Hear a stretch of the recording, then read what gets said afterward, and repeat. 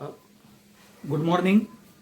आता मागच्या वेळेला आपण Hell Volhard Zelinsky reaction, ring substitution reaction ह्या सगळ्या रिॲक्शन्स आपण बघितलेल्या आहेत कुणाच्या कार्बॉक्सिलिक ॲसिड्सच्या.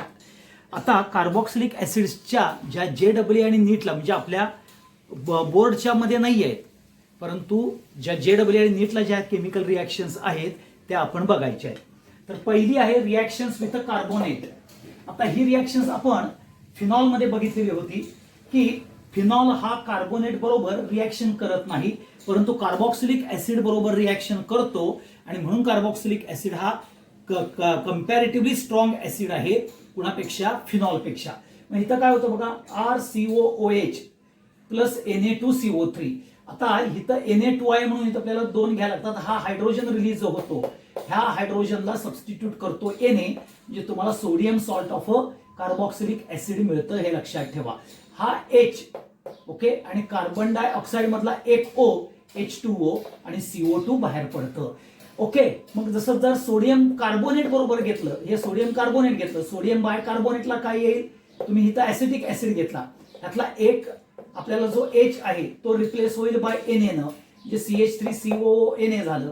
हा H आणि हा H आणि कार्बन डायऑक्साइड मधला एक O H2O म्हणून बाहेर पडेल आणि CO2 बघायला मिळेल. म्हणजेच इथं आपल्याला सोडियम सॉल्ट बघायला मिळतील विथ रिॲक्शन्स विथ कार्बोनेट्स. म्हणजेच ह्या दोन रिॲक्शन्स काय करतात, सांगतात, इंडिकेट करतात, तर hydrogen from carboxylic acid is easily replaceable by with sodium carbonate और सोडियम बाय कार्बोनेट आणि इवन दो बाय सोडियम हायड्रॉक्साइड. म्हणजेच कार्बोक्सिलिक ऍसिड हा प्रोटॉन डोनर आहे आणि म्हणून तो ऍसिडिक कॅरेक्टर्स मधला येतो. जसं इलेक्ट्रोपॉझिटिव्ह मेटल बरोबरच्या आपण रिॲक्शन्स बघितल्या, Na, झिंक, पोटॅशियम, ज्यामध्ये हायड्रोजन जसा रिप्लेस होतो तसा इथं रिप्लेस होतो कुणाचा, कार्बॉक्सिलिक ऍसिडचा. आणि इंडिकेट करतात ह्या रिॲक्शन्स कार्बोनेट्सच्या की आपल्याला particularly carboxylic acid is a stronger acid than phenol. Phenol बरोबर ह्या रिॲक्शन्स होत नाहीत सोडियम कार्बोनेट आणि सोडियम बाय कार्बोनेटच्या, एवढं लक्षात ठेवा. पुढे येतं रिडक्शन विथ कार्बॉक्सिलिक ऍसिड. आपण एक रिडक्शन बघितलंय बघा, विथ LiAlH4 कार्बॉक्सिलिक ऍसिडचं अल्कोहोलमध्ये रिडक्शन होतं. हे आपल्याला बोर्डच्या पार्टमध्ये आहे, परंतु ही जी रिॲक्शन आहे particularly carboxylic acid with hydroiodic acid HI in presence of red phosphorus. आता ह्यामध्ये काय होतं, यातले 3 H आपल्याला ह्या कार्बनला येतात आणि RCH3 तयार होतो. उरलेला ट्वाइस H2O आणि थ्राइस I2 तयार होतो. म्हणजेच रिडक्शन केलं कार्बॉक्सिलिक ऍसिडचं in presence of red phosphorus with hydroiodic acid. म्हणजेच carboxylic acid when treated with hydroiodic acid in presence of red phosphorus आपल्याला अल्केन बघायला मिळेल. म्हणजेच लक्षात घ्या, ह्यातले जे 6 हायड्रोजन्स आहेत, 1 2 3 असे 6 हायड्रोजन्स तुम्ही घेतले, ह्यातले 3 हायड्रोजन ह्या अल्का पर्टिक्युलरली ह्या H ला येतात, RCH3 तयार होतं आणि मग राहिला तो आपल्याला इथले पर्टिक्युलरली सगळे 3I2 हे तयार होतात आणि बाकीचं आपल्याला ट्वाइस I2 तयार होतात, कारण का हा एक H आपल्याला त्याच्यामध्ये घेता येतो, हे लक्षात ठेवा. पुढे येतं स्कीमॅटिक रिॲक्शन. आता स्कीमॅटिक रिॲक्शन्स मध्ये काय होतं, कार्बॉक्सिलिक ऍसिड बरोबर HN3 आहे, NH3 नाही. NH3 म्हणजे अमोनिया, अमोनिया बरोबरची रिॲक्शन्स आपल्याला अमाइड फॉर्मेशन होतं, परंतु इथं HN3 म्हणजे हायड्रो अझाइक ऍसिड म्हणून येतं. NH3 म्हणजे अमोनिया, HN3 म्हणजे हायड्रो अझाइक ऍसिड. आता हा काय करतो, in presence of a concentrated H2SO4 50 to 55 degrees आहे बरं का, हे 50 to 50 नाही, 50 to 55 डिग्री सेल्सिअसला साधारणपणे हिट आउट केलं जातं. आता काय होतं, ह्या HN3 जो आहे ओके, हा घेतल्यानंतर ह्यातला आपल्याला NH हा एक पार्ट आणि ह्यातला एक H मिळून NH2 तयार होतो आणि RNH2 आपल्याला पहिल्यांदा तयार होतो. मग ह्यातला राहिलेला N तो N2 म्हणून बाहेर पडतो आणि हा CO2 म्हणून बाहेर पडतो, हे लक्षात ठेवा. म्हणजेच हा जो CO2 आहे हा आणि हा H आणि ह्यातला H ह्यातला एक N आणि हा H म्हणून NH2 आणि हा NH2 अल्काइल ग्रुपला लागतो, RNH2 होतो, N2 बाहेर पडतं आणि CO2 बाहेर पडतं, म्हणजेच प्रायमरी अमाइन तयार होतं. तुमचा अमाइन झालेला आहे बघा. ह्या प्रायमरी अमाइन्सची रिॲक्शन्स तुमच्या पुस्तकात बोर्डाच्या नाही आहे, परंतु इथंही स्कीमॅटिक रिॲक्शन्स म्हणून आपल्याला बघायला मिळते. ती कोणाबरोबर? कार्बॉक्सिलिक ऍसिडचं आपल्याला in presence of a concentrated H2SO4 बरोबर ज्या वेळेला हायड्रोआयझॅइक ऍसिडची रिॲक्शन्स करतात त्यावेळेला. पुढची येते कोल्बे रिॲक्शन. आता ही कोल्बे रिॲक्शन्स तुम्ही कुठे बघितलेली आहे? तर प्रिपरेशन ऑफ अल्केन मध्ये बघितलेले आहे. इलेक्ट्रोलायटिक डिकार्बॉक्सिलेशन करतात, RC डबल बॉन्ड ONA याचं इलेक्ट्रोलायसिस केलं की काय होतं? हा Na बाहेर पडतो आणि तुम्हाला ट्वाइस RCOO हा एनोडला डिपॉझिट होतो आणि तो डिकम्पोजिशन होऊन 2RCOO हे येतात, 2RCOO हा COO हे 2R एकत्र येतात आणि अल्केन तयार होतं आणि बाकीचं तुमचं CO2 म्हणून बाहेर पडतं. एवढं लक्षात ठेवा, हा सगळ्यात महत्वाचा पार्ट. पुढचा येतो हन्स डायकर रिॲक्शन. आता ही हन्स डायकर रिॲक्शन तुम्ही कुठं बघितलेली आहे? तर हॅलोजन डेरिव्हेटिव्ह मध्ये बघितलेली आहे बघा. ओके, म्हणजे RCOOAg X2. आता इथं नॉर्मली इथं Br2 घेतलं जातं, हे लक्षात ठेवा, आणि इथं आपल्याला RBr प्लस AgBr तयार होतं आणि प्लस CO2 तयार होतं. आता हे X2 म्हणजे किंवा Br2 असेल तर हे Br आणि Br अशा दोन ह्याच्यामध्ये डिवाइड होतं आणि काय होतं? हा जो एक Br आहे तो हा अल्काइल ग्रुपला जातो, RBr तयार होतो. दुसरा Br Ag बरोबर जातो, AgX, आणि हे CO2 म्हणून बाहेर पडतं. म्हणजेच अल्काइल ब्रोमाइड तयार होतं, हे लक्षात ठेवा. काय तयार होतं? अल्काइल ब्रोमाइड म्हणजेच अल्काइल हॅलाइड तयार होतं. त्यालाच आपण हन्स डायकर रिॲक्शन्स म्हणतो. पुढची जी रिॲक्शन आहे डिकार्बॉक्सिलेशन ऑफ अ कीटो ऍसिड. आता डिकार्बॉक्सिलेशन ऑफ अ कीटो ऍसिड्स मध्ये आपल्याला काय होतं? अल्फा कार्बोनिल ग्रुप पाहिजे. कोणाला? ज्या ऍसिडला अल्फा कार्बोनिल ग्रुप असेल तर ती म्हणजेच डिकार्बॉक्सिलेशन होतं, म्हणजे CO2 बाहेर पडतं. आता काय होतं? हा CH3 हा C, ओके, आणि हा जो H आहे ह्या कार्बोनिल ग्रुपला येतो आणि ऍसिड अल्डिहाइड तयार होतं आणि रिमेनिंग CO2 बाहेर पडतं आणि ही डिकार्बॉक्सिलेशन ऑफ कीटो ऍसिड ही रिॲक्शन्स होय.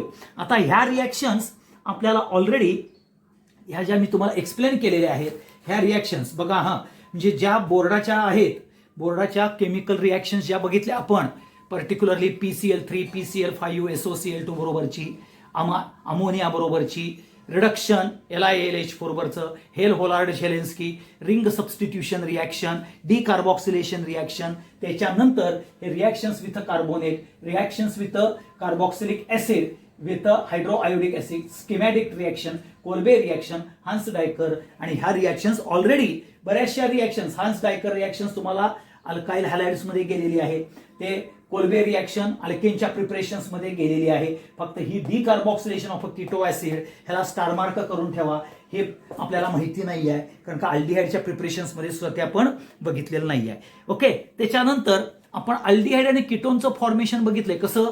Calcium salt of fatty acid. मग आता कार्बॉक्सिलिक ऍसिड पासून calcium salt of fatty acids तयार करू शकता का नाही? ते calcium salt of fatty acids मग तो पोटॅश पर्टिक्युलर कॅल्शियम फॉर्मेट असेल, कॅल्शियम ऍसिटेट असेल किंवा कॅल्शियम प्रोपॅन्युएट असेल, त्यांच्यापासून आपल्याला अल्डिहाइड आणि ketone, simple ketone, mixed ketone आणि अल्डिहाइड, फॉर्माल्डिहाइड वगैरे आपल्याला बघायला मिळतात, तयार केलेले आपण बघितलेले आहेत, हे लक्षात ठेवा. रिडक्शन्स घेतला आपण पर्टिक्युलरली LiAlH4 बरोबर, ओके, लिथियम ॲल्युमिनियम हायड्राईडचं आपण बघितलेलं आहे. मग तो सायक्लिक कंपाऊंड असू दे किंवा पर्टिक्युलरली म्हणजे सायक्लोप्रोपाइल ऍसिड असेल आपल्याला, किंवा आपण जो म्हणतो बेन्झॉइक ऍसिड असू दे, तर त्याच्यामध्ये आपल्याला बेन्झाईल अल्कोहोल किंवा मिथाईल अल्कोहोल किंवा पर्टिक्युलरली इथेनॉल हे तयार होतं, हे आपण बघितलेलं आहे, हे लक्षात ठेवा. आणि म्हणून आपल्याला पर्टिक्युलरली HVZ रिॲक्शन्स ह्यामध्ये जर तुम्ही घेतलं तर ह्या HVZ रिॲक्शन्समध्ये आपल्याला सगळ्यात महत्वाचं जे कॅरेक्टर्स येतं म्हणजे अल्फा हॅलोजन असलेला कार्बॉक्सिलिक ऍसिड. ह्यामध्ये अल्फा हॅलोजन असलेला कार्बॉक्सिलिक ऍसिड हा ज्यावेळेला तुम्ही घेता त्यावेळेला एक डिफरंट टाइप्सच्या रिॲक्शन्स आपल्याला बघायला मिळतात। आता त्या कुठल्या कुठल्या रिॲक्शन्स आहेत, त्याचं काय काय इम्पॉर्टन्स आहे, हा आपण महत्वाचा पार्ट बघूया। आता त्यातली पहिल्या जर तुम्ही घेतला, हा तुमचा आहे बघा, हा इथं आपण मी मध्यात लिहितो, इथं RCH हा XCOOH म्हणजेच अल्फा हॅलो कार्बोक्सिलिक ऍसिड। आता हे तुम्ही तयार कुठं केलंय, कार्बोक्सिलिक ऍसिड हे तुम्ही हेल होलार्ड झेलेन्स्की मध्ये केलेलं आहे, हे लक्षात ठेवा।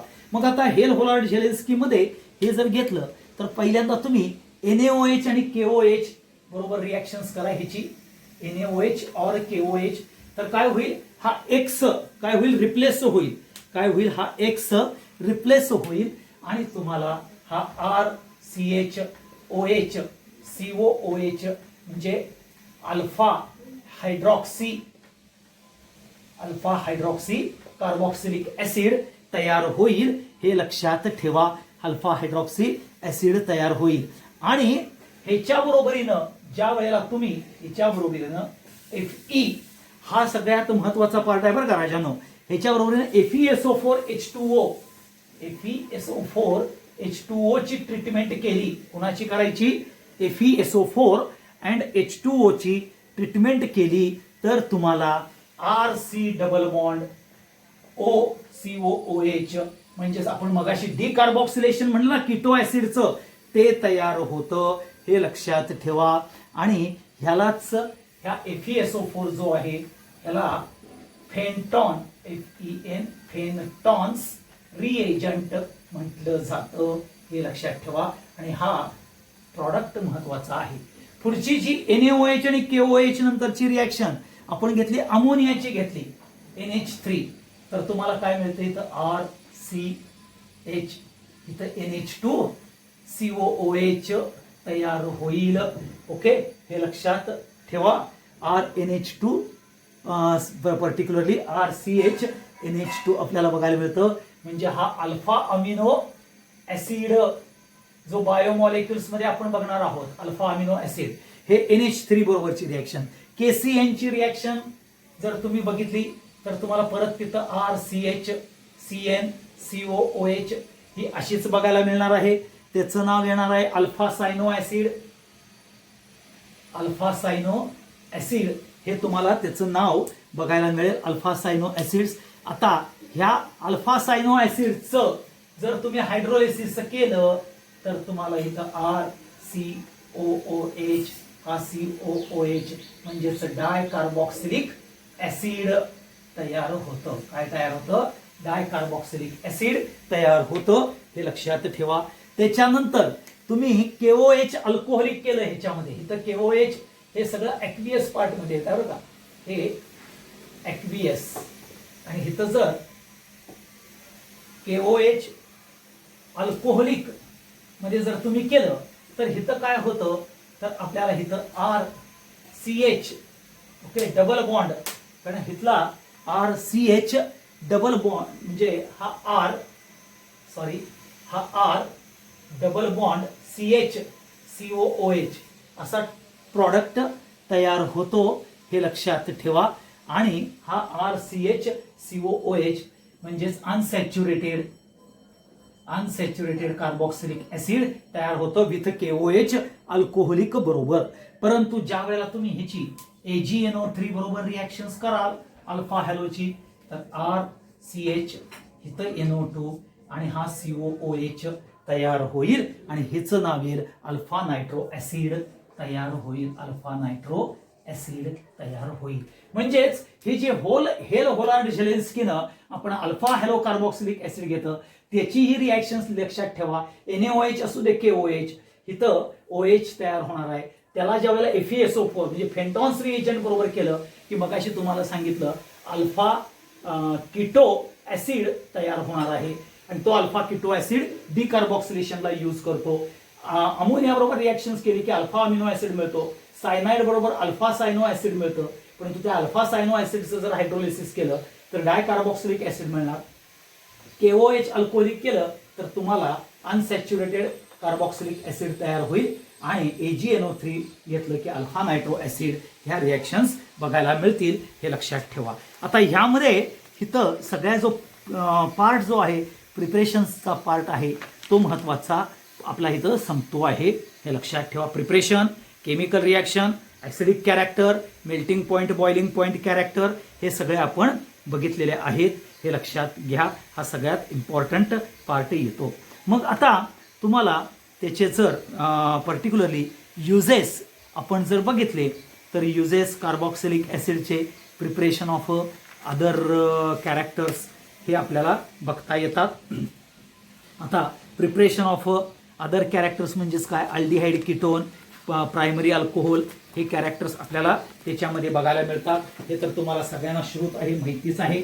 ओके, त्याच्यानंतर सगळ्यात महत्त्वाचा पार्ट जो येतो, जो आपण प्रिपरेशन्स मेथडमध्ये आपण बघतो बऱ्याचशे कंपाऊंड जे आहेत कार्बॉक्सिलिक ॲसिडपासून इस्टर्स तयार करणे, हा एक माहिती आहे तुम्हाला. तो आपल्याला तयार करता येतं इस्टर्स कार्बॉक्सिलिक ॲसिडपासून. आणि इस्टर्स जर तुम्ही बघितले तर इस्टर फॉर्मेशन्समध्ये वेगवेगळ्या प्रकारचे इस्टर्स हे तयार होतात. आता हे जे इस्टर्स आहेत ह्या इस्टर्सचं जर तुम्ही महत्त्वाचा कॅरेक्टर्स जर बघितला इस्टर्सच्या कॅरेक्टर्समध्ये जर मिथाइल सॅलिसिलेट हा जर तुम्ही घेतला तर मिथाइल सॅलिसिलेट हा जो कॅरेक्टर आहे तो कॅरेक्टर म्हणजेच तुम्हाला विंटर ग्रीन हे फ्लेवर देतो. Winter green. आता हा विंटर ग्रीन फ्लेवर कुठं असतो, तुमच्या मूमध्ये असतो, तुमच्या आयोडेक्समध्ये असतो. तो विंटर ग्रीन फ्लेवर म्हणजे मिथाइल सॅलिसिलेटचा हा इस्टर आहे. कुणापासून तयार होतो, कार्बॉक्सिलिक ॲसिडपासून तयार होतो. पुढं येतं ऑक्टाईल ॲसिटेट, म्हणजेच ऑक्टाईल म्हणजे जसं ऑक्टेनमधला एक हायड्रोजन कमी करायचा, ते ऑक्टाईल ॲसिटेट त्याचा फ्लेवर येतो orange flavour. Octyl acetate orange flavour येतो. आयसोअमाईल ॲसिटेट, अमाईल म्हणजेच पेंटाईल, एवढं लक्षात ठेवा. अमाईल म्हणजेच पेंटाईल ग्रुप. आयसोअमाईल ॲसिटेट म्हणजे बनाना फ्लेवर येतो. ओके, ऑक्टाईल ॲसिटेट ऑरेंज, आयसोअमाईल ॲसिटेट म्हणजे बनाना फ्लेवर. आयसोअमाईल व्हॅलेरेट व्हॅलेरेट आलं की ॲपल फ्लेवर येतो. मिथाईल ब्युटरेट पायनॅपल फ्लेवर येतं. आणि इथाईल फॉर्मेट हा रम फ्लेवरचा इस्टर आपल्याला तयार होतो, हे लक्षात ठेवा. म्हणून हे फ्लेवरिंग एजंट म्हणून यूज केले जातात. बघा, methyl salicylate winter green, octyl acetate orange flavour, isoamyl acetate banana flavour, isoamyl valerate apple flavour, methyl butyrate pineapple flavour आणि ethyl formate particularly rum flavour हे आपल्याला बघायला मिळतात. आणि हे सगळे कार्बॉक्सिलिक ॲसिड्सपासून तयार होतात. आता तुम्हाला माहिती आहे का फॉर्मिक ॲसिड हा रबरमध्ये यूज केला जातो. रबर तयार करण्याकरता used in rubber, textile, dyeing. नंतर तुमचं पर्टिक्युलरली आपण पॉलिमर बघितले त्या म्हणजे बॅकेलाइट ह्याच्यामध्ये किंवा पॉलीयुरिया फॉर्मॅल्डिहाइड तयार करण्याकरता इलेक्ट्रोप्लेटिंगमध्ये यूज केलं जातं. ॲसिटिक ॲसिड हा व्हिनेगर म्हणून जो चीफ कॉन्स्टिट्युएंट आहे तो चीफ कॉन्स्टिट्युएंट म्हणून तुम्हाला आपल्याला पर्टिक्युलर प्रिझर्वेटिव्ह कॅरेक्टर्समध्ये बघायला मिळतो. सॉल्व्हंट म्हणून यूज होतो. ॲडिपिक ॲसिड तुम्हाला माहिती आहे पॉलिमरमध्ये बघितले नायलॉन 6,6 तयार करण्याकरता आपल्याला बघायला मिळतो.